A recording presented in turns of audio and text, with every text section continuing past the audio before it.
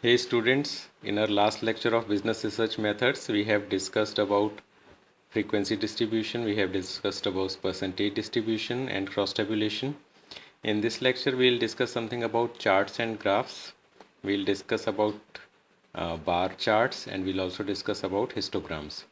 So first, what are charts and graphs? Graphs and charts simplify and clarify data. Simply, these are the forms or these are the structures that show the data in a more clear way and simple way to understand. Graphs and charts facilitate summarization and communication of data. So data is summarized and can be communicated easily by visuals using graphs and charts.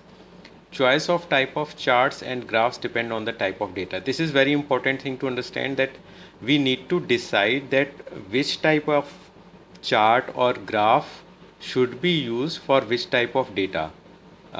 Not all data can be represented using all type of charts or graphs.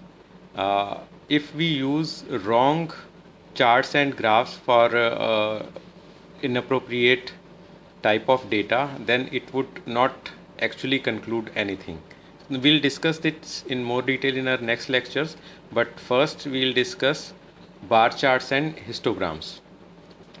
Bar charts, so in this we'll also discuss that for which type of data bar charts and histograms are useful.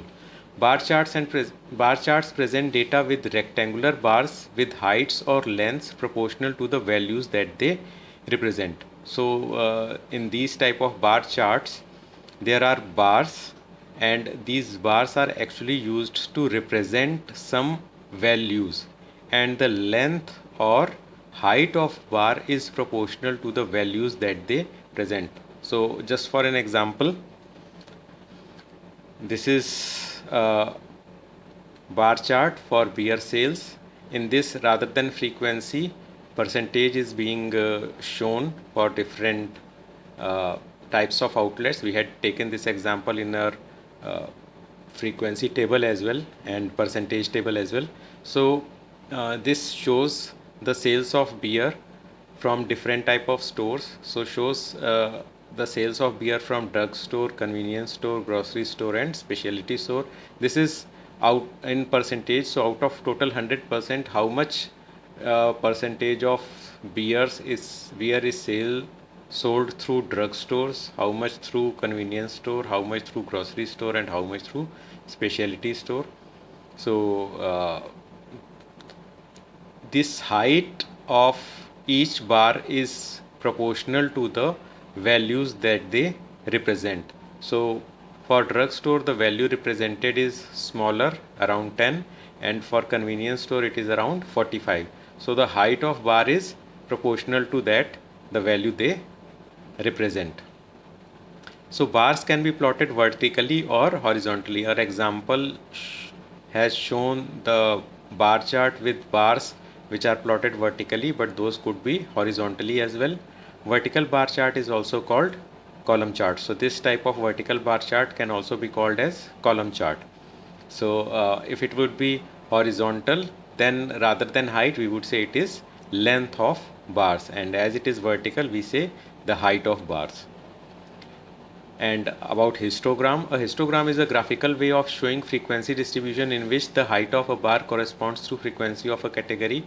Again, this is also a type of graphical representation in which the frequency is shown using again the bars. Histograms are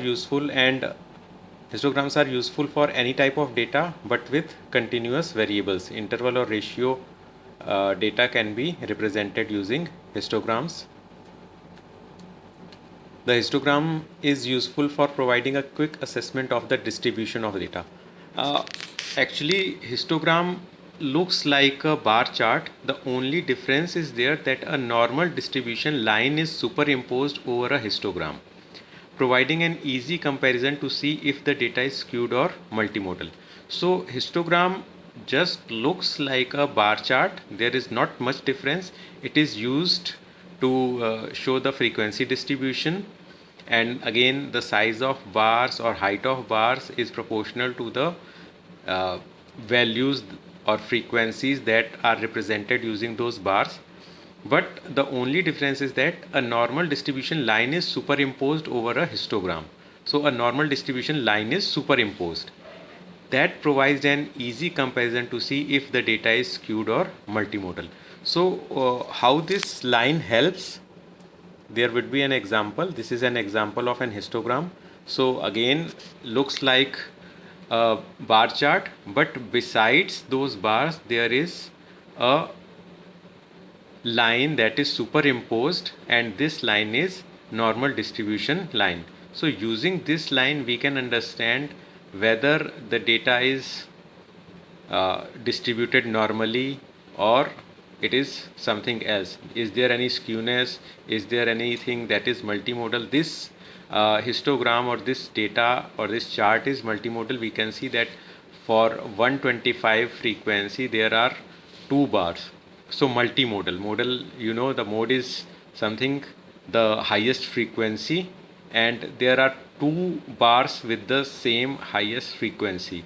So this is a multimodal distribution.